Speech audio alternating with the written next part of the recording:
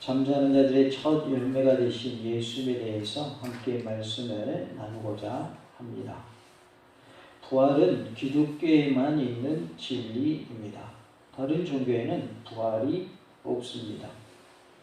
타 종교의 창시자들은 그들의 무덤을 자랑하고 있고 그들의 무덤은 성지가 되고 있습니다.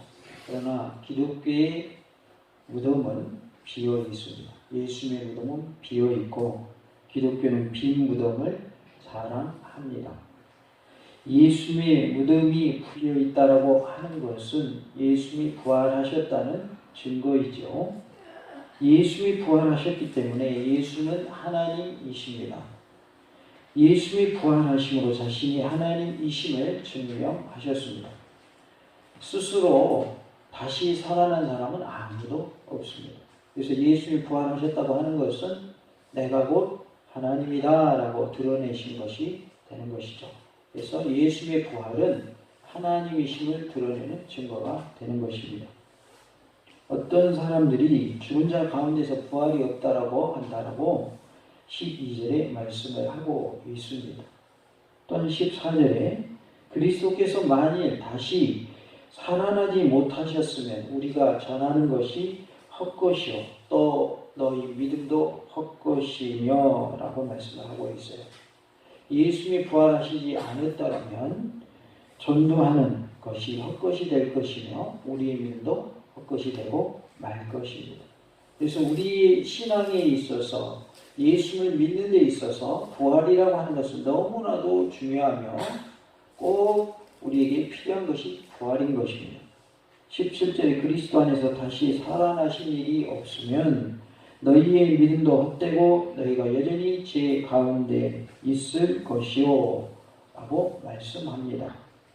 예수님의 부활이 없다면 우리의 믿음도 헛될 것이고 우리는 여전히 제 가운데 있을 것입니다. 19절에 만일 그리스도 안에서 우리가 바라는 것이 다만 이 세상의 삶뿐이면 모든 사람 가운데 우리가 더욱 불쌍한 자이리라 라고 말씀하고 있습니다. 예수의 부활이 없다면 이 세상의 삶으로 끝나게 되고 예수를 믿는 우리가 가장 불쌍한 자가 되는 것입니다. 그러나 예수는 부활하셨습니다. 예수님이 부활하셨음을 믿으시기 바랍니다. 예수를 믿는 우리가 이렇게 부활을 믿고 있는데요. 예수님이 잠자는 자들의 첫 열매가 되심을 또 함께 살펴보도록 하겠습니다. 잠자는 자들의 첫 열매가 되신 예수님은 죽은 자 가운데서 다시 살아나셨습니다. 20절에 그러나 이제 그리스도께서 죽은 자 가운데서 다시 살아나사 잠자는 자들의 첫 열매가 되셨도다 라고 말씀합니다. 예수님께서 부활하심으로 잠자는 자의 첫 열매가 되어 주셨습니다. 예수님이 부활하셨다고 하는 것은 우리에게 큰 기쁨이요 감사한 일이요 감격의 사건인 것입니다. 우리 다 같이 봅시다. 예수님은 부활하셨습니다. 부활의 예수 우리가 믿고 있어요. 십자가에 못 박혀 돌아가신 것으로 끝나지 않았어요. 그래서 감사한 거예요. 그것으로 끝나버렸다면 우리에게는 부활의 소망이 없죠. 그러나 예수는 부활하셨습니다. 20절에 그러나 이제 그리스도께서 죽은 자 가운데서 다시 살아나사 잠자는 자의 첫 열매가 되셨다고 하셨는데 잠자는 자는 죽은 자들을 말하고 있습니다. 첫 열매라는 표현이 나오죠. 이것은 하나님께 처음 익은 열매를 바치면 곡식 전부를 바치는 것과 같은 의의를 갖는 데서 유래합니다. 그래서 구약의 그 제사의 모습을 보면 첫 열매를 드렸어요. 첫 열매를 드리면 나머지 수확한 전부를 드린 것과 같은 그런 효력을 가졌어요. 그래서 첫 열매라고 하는 것은 대단히 중요한 의미가 있습니다. 로마서 11장 16절에 제4하는 처음 익은 곡식 가루가 거룩한 즉 떡덩이도 그러하고 뿌리가 거룩한 즉 가지도 그러하니라 라고 말씀을 하고 있습니다. 하나님께 드린 가루가 거룩하니 그 가루로 만든 뭐도 거룩하다는 거예요. 떡덩이도 거룩하다. 뿌리가 거룩하니 뭐도 거룩하다. 가지도 거룩하다. 이렇게 표현을 합니다. 그와 마찬가지로 그리스도 예수님께서 다시 살아나심으로 그의 백성의 부활도 얻어지게 된 것입니다.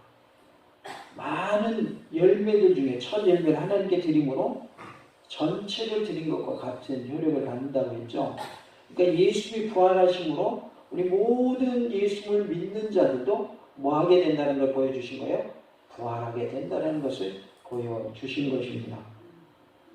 그는 머리요 그의 백성은 몸이니 머리가 부활하였은즉 몸된 교회도 부활하도록 되어 있는 것입니다. 로마서 6장 5절에 만일 우리가 그의 죽으심과 같은 모양으로 연합한 자가 되었으면 또한 그의 부활과 같은 모양으로 연합한 자도 되리라 라고 말씀을 합니다. 예수님의 죽으심과 연합한 자가 되었다면 예수님의 부활하심과도 우리는 뭐한 자가 될까요? 연합한 자가 된다는 것입니다. 교회가 예수님의 몸이다라고 했는데 교회는 곧 성도를 말하는 것입니다. 우리가 일반적으로 말하는 교회는 건물을 말하지만 성경에서 말하는 교회는 건물을 말하지 않습니다. 예수를 믿고 있는 성도 한 사람 한 사람을 교회라고 말씀하십니다. 그래서 우리의 머리 되신 분은 예수님이신데 머리 되신 예수님이 부활하셨으니 우리의 몸도 뭐 한다는 거예요? 우리도 부활한다라는 말씀인 것이죠. 골로새 1장 18절에 그는 몸인 교회의 머리시라. 그가 근본이시오 죽은 자들 가운데서 먼저 나신 이시니 이는 친히 만물의 으뜸이 되려 하시며 라고 말씀을 하고 있습니다. 교회의 머리가 되신 예수님이시고 그분은 근본이 되시다라고 했으며 죽은 자들 가운데서 먼저 나셨다. 이 말은 먼저 살아나셨다는 뜻이죠. 예수는 부활의 첫 열매가 되셨습니다. 예수는 부활하셔서 잠자는 자들의 첫 열매가 되어 주셨습니다. 예수님의 부활의 첫 열매가 되신 것처럼 우리도 예수님 재림의 때에 부활할 것을 믿으시기 바랍니다. 그래서 첫 번째는 예수님이 부활하셨다는 것을 우리가 믿어야 합니다. 두 번째는 나도 예수님처럼 부활한다는 것을 믿어야 할 줄로 믿습니다. 21절에 사망이 한 사람으로 말미암았으니 죽은 자의 부활도 한 사람으로 말미암는도다 라는 말씀이 나옵니다.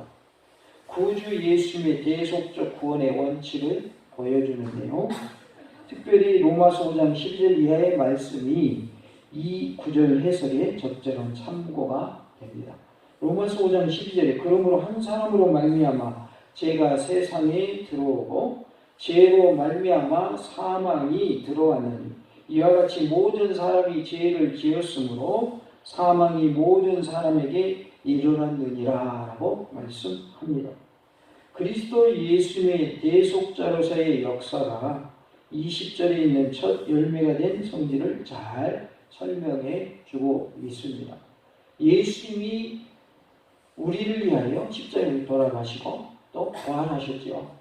그러니까 예수님의 십자가에서 죽으심은 단번에 우리 모든 죄를 다 사하는 능력이 있죠. 과거의 죄, 현재의 죄, 미래의 죄까지 다 사하는 능력이 있고 한 사람뿐만 아니라 모든 사람의 죄를 다 사하는 능력이 있으며 오고 가는 모든 세대의 죄를 해결하는 사하는 능력이 있죠. 그뿐만 아니라 예수님의 부활하심 또한 예수님을 믿는 자는 누구든지 다 누구처럼 예수님처럼 부활한다라는 것을 보여주고 계십니다. 그렇기 때문에 21절 초두의 헬라 원문에는 왜 그런고 하면이라는 말이 있습니다. 22절에 아담 안에서 모든 사람이 죽은 것 같이 그리스도 안에서 모든 사람이 삶을 얻으리라 라고 말씀합니다. 아담 한 사람이 선악과를 따먹음으로 인해서 모든 사람은 다 죄를 가지고 태어나게 되죠. 그것을 우리는 원죄라고 하는데요. 아담 한 사람 때문에 모든 사람은 다 죽게 되었어요. 그래서 태어난 사람은 다 결국은 어떻게 돼요? 죽게 되는 겁니다. 그래서 죄가 한 사람으로 인해서 들어왔고 그 죄로 인하여 모든 사람이 다 어떻게 된 거예요? 죽게 된 거예요. 마찬가지로 그리스도 안에서 모든 사람이 삶을 얻었다 이 말은 예수님 한 분 때문에 모든 사람이 살게 되었다는 거예요. 우리는 예수를 통해서 살 수 있습니다. 또한 예수를 통해서 영원한 생명을 얻을 수가 있습니다. 그러기에 우리에게는 예수는 꼭 필요한 분이시고 우리의 전부가 되시는 줄로 믿습니다. 23절에 그러나 각각 자기 차례대로 되니 먼저는 첫 열매인 그리스도요 다음에는 그가 강림하실 때에 그리스도에게 속한 자요 라고 말씀을 합니다. 첫 열매라는 말은 20절과 같은 의미로 사용되었습니다. 또 강림이라는 말은 주님의 재림을 가리키고 있습니다. 그리스도에게 속한 자는 그리스도의 백성을 가리키고 있어요. 곧 기독교 신자들을 말하고 있습니다. 우리 성도들을 말한다는 말이죠. 그래서 첫 열매인 그리스도 예수님께서 부활하시고 그 다음은 그리스도에게 속한 자, 곧 우리 성도들이 부활하게 된다는 것을 말씀해 주고 있습니다. 우리가 잘 아는 바대로 부활은 믿는 자만 부활합니까? 안 믿고 죽은 자도 부활합니까? 안 믿고 죽은 자도 부활합니다. 그러나 중요한 것은 부활의 질이 같아요? 전혀 달라요? 전혀 다릅니다. 우리는 천국에서 영생의 복을 누리기 위해서 저 천국에서 살기 위해서 부활한다면 믿지 않고 죽은 사람들은 지옥에서 영과 육이 하나 되어 벌받기 위해서 영원히 벌을 받기 위해서 영벌에 처해지기 위해서 부활하는 것이죠. 우리가 부활하더라도 어떤 부활을 해야 되겠어요? 구원받는 부활, 생명의 부활을 해야 한다는 거예요. 그래서 영생의 복을 누리는 부활을 우리가 누려야 할 줄로 믿습니다. 우리가 부활한다라고 하는 것은 우리에게 큰 소망입니다. 부활의 소망이 없다고 한다면 우리가 예수를 믿는 것이 가장 불쌍한 일이 되고 마는 것이죠. 그러나 부활은 반드시 있습니다. 왜냐? 예수님이 부활하셨기 때문입니다. 24절에 그 후에는 마지막이니 그가 모든 통치와 모든 권세와 능력을 멸하시고 나라를 아버지 하나님께 바칠 때라라고 말씀합니다. 여기서 마지막은 세상 끝 종말을 말하고 있습니다. 마지막 부활이라는 뜻이 아닙니다. 마지막 곧 종말은 예수님께서 모든 통치와 모든 권세와 능력을 멸하시고 나라를 하나님 아버지께 바칠 때를 말하고 있습니다. 나라를 아버지 하나님께 바친다라고 하는 것은 그가 그의 백성을 구속하기 위하여 모든 악한 통치와 권세들과 능력을 멸하느라고 잡았던 권세를 아버지 하나님께 바치는 것을 말하고 있습니다. 그가 재림하실 때에는 모든 악한 권세들을 멸하시게 됩니다. 그래서 여기에서 24절의 마지막은 종말을 의미한다. 종말의 때에는 심판이 있다.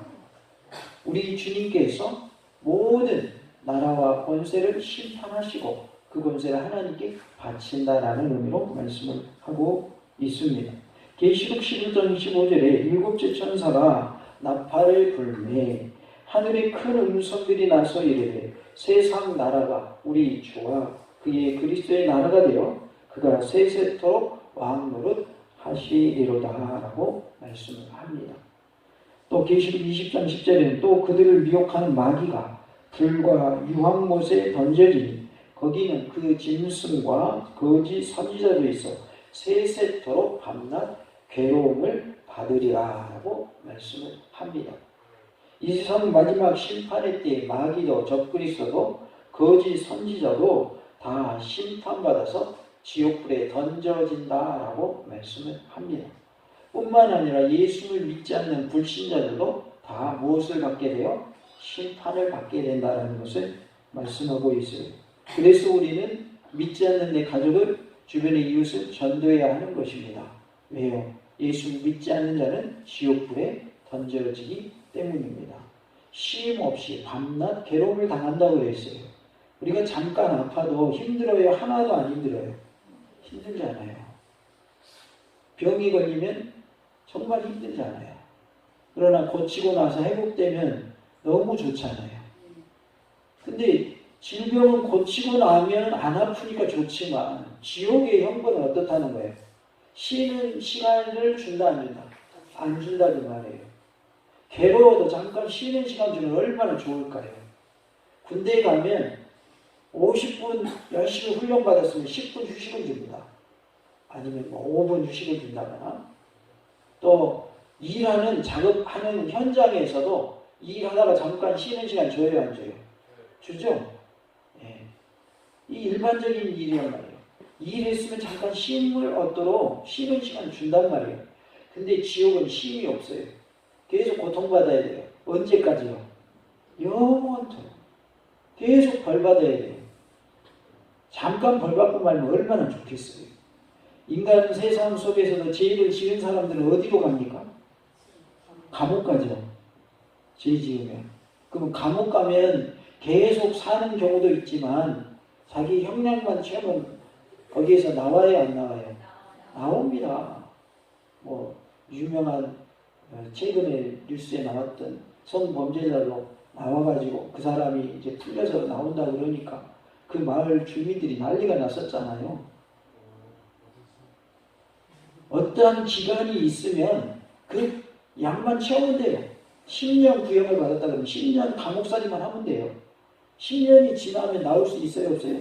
나올 수 있어요. 그러나 지옥은요, 못 나와요. 계속 지옥살이 해야 돼요. 지옥살이, 감옥살이 하듯이. 그것도 고통을 당해야 돼요. 쉼이 한순간도 없어요. 1초도 쉼을 주지를 않아요. 지옥 가야 되겠어요? 가면 안 되겠어요? 가면 안 됩니다. 절대 가면 안 됩니다. 그래서 말로라도 나 지옥 갈 거야 그런 말 절대 하지 마시기 바랍니다. 그거 하면 안 되는 말이에요. 나는 절대 지옥 안 갈 거야 그렇게 말씀하셔야 돼요.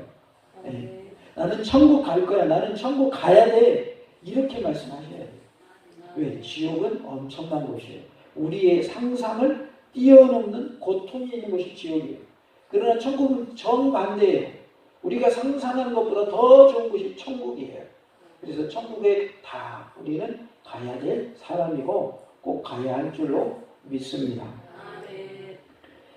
이렇게 마지막 때가 되면 심판이 임하게 되는데 우리 모두가 예수님을 잘 믿어서 심판받지 않고 구원함을 얻어서 천국의 복을 누리는 놀라운 은혜가 있기를 원합니다.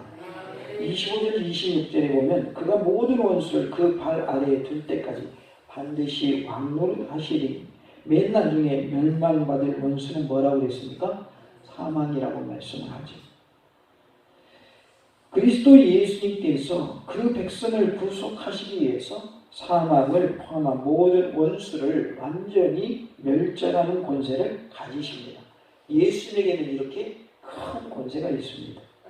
이것이 예수님의 왕권인데 그가 하나님 우편에 앉아 계셔서 이를 행하심을 말씀합니다.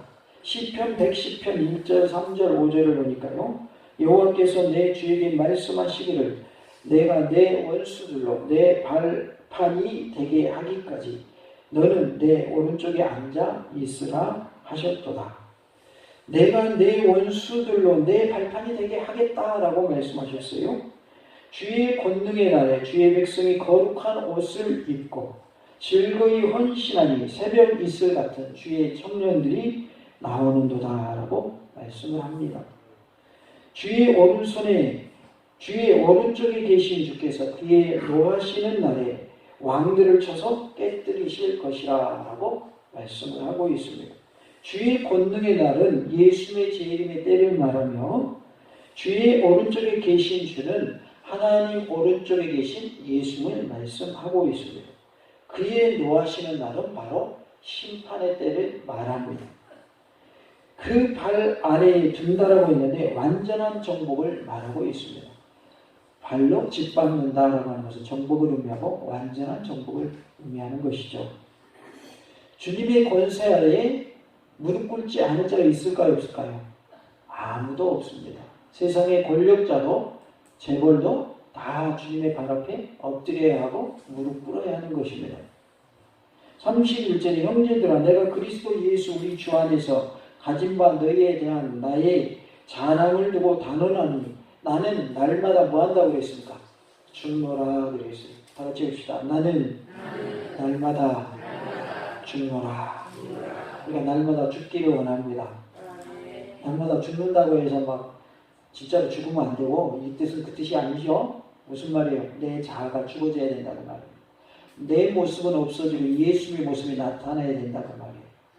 나를 통해서 예수님의 모습이 드러나기를 원합니다. 매일매일 죽는 연습을 하시기 바랍니다. 잘 들으세요. 죽는 연습한다고 해서 진짜 죽는 걸 말하는 게 아니고 내 자아를 죽이는 말이에요. 죽인다는 말이에요. 그러니까 잘못 들어가지고 목사님 날마다 죽으래. 죽는 연습하래. 그래갖고 막 큰일 납니다. 설교를 잘 들으셔야 돼요.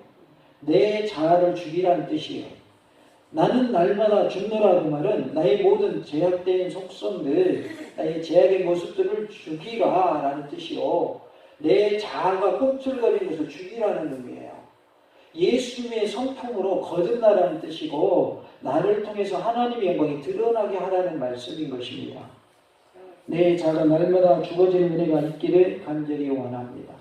나는 없고 예수만 드러나는 삶이 다 되시기 바랍니다. 다 같이 봅시다. 나는 없고 예수만 드러나게 합시다. 나는 없고 누구만 드러나야 돼요? 예수만 드러나야 돼요. 부활의 증인인 우리들, 또 예수님 다음으로 부활할 우리들은 날마다 죽는 자가 되어야 할 줄로 믿습니다. 34절에 깨어 의를 행하고 죄를 짓지 말라. 하나님을 알지 못하는 자가 있기와 내가 너희를 부끄럽게 하기 위하여 말하노라 라고 말씀을 합니다. 깨어 의를 행하고 죄를 짓지 않는 은혜가 있기를 원합니다. 죄를 짓는 것은 누구를 모르는 행동이에요. 하나님을 알지 못하는 행동인 것입니다. 분명 나는 예수 믿고 있는데 내가 말씀대로 살지 아니하면, 죄를 짓고 살면 그것은 누구를 모르는 행동이라고요? 하나님을 모르는 행동이다. 하나님을 알지 못하는 자의 모습이다라는 거예요. 그래서 우리는 하나님을 알지 못하는 자가 아닌 하나님을 아는 자가 되어야 합니다. 그러려면 어떻게 해야 돼요? 하나님의 말씀대로 살아야 되고 죄 짓는 것을 멈춰야 됩니다. 죄 짓는다고 하는 것은 하나님을 모르는 자의 모습이다. 하나님을 알지 못하는 자의 모습이다 라고 말씀을 합니다. 또한 죄 짓는 것은 하나님 앞에 부끄러운 행동이다 라는 것을 말씀하고 있어요. 하나님 앞에서 부끄러운 자가 되어야 되겠어요? 자랑스러운 자가 되어야 되겠어요? 자랑스러운 자가 다 되시기 바랍니다. 하나님을 아는 자는 죄 짓지 않는 자요, 하나님 앞에 부끄럽지 않고 당당한 자는 죄 짓지 않는 자다라고 말씀을 하고 있어요. 목사님, 인간 중에 죄인 한 명도 없다 했잖아요. 네, 맞습니다. 그러나 여기서 말하는 것은 내가 혹시 죄를 지을지라도 즉시 회개하고 돌이키고 말씀대로 살려고 몸부림치는 모습을 말하는 거예요. 우리가 인간이기 때문에, 아담의 원죄를 가지고 있기 때문에, 죄성을 가지고 있기 때문에 죄를 안 지을 수는 없어요. 그러나 즉시로 회개하고 돌이키는 모습이 있어야 하겠고, 그리고 내 자신의 부족함을 깨닫고 하나님의 도우심을 구하는 모습이 되어야 할 줄로 믿습니다. 우리도 예수님처럼 부활할 자로서 의를 행하는 삶이 되고 빛과 소금으로 사는 삶이 되어서 하나님께 영광 돌리는 복된 삶이 다 되시기를 원합니다. 예수님은 잠자는 자들의 첫 열매가 되어 주셨습니다. 그 부활의 첫 열매가 되어 주셨습니다.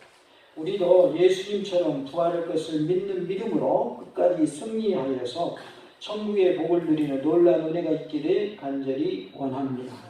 줍시다. 예수님은 부활하셨습니다.